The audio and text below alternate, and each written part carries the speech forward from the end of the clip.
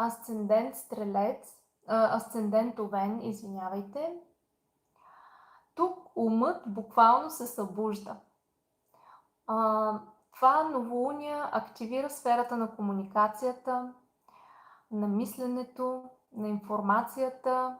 Възможно е да имате желание така да пътувате някъде. Един период, в който животът по някакъв начин става по-динамичен.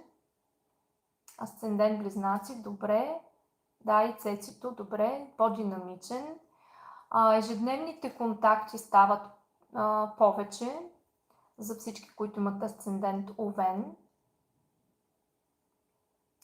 Така.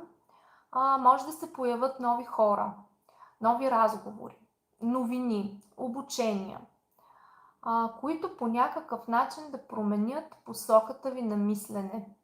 Значи за всички, които са асцендент Овен, обръщайте много сериозно внимание с кого общувате и какво ви казват хората. Така.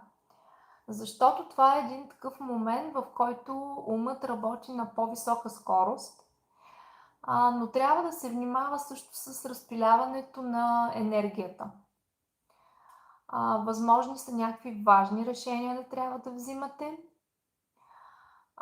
свързани с документи, с пътувания, с обучения.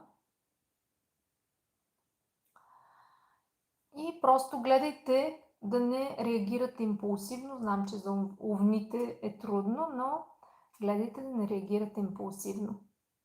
Така.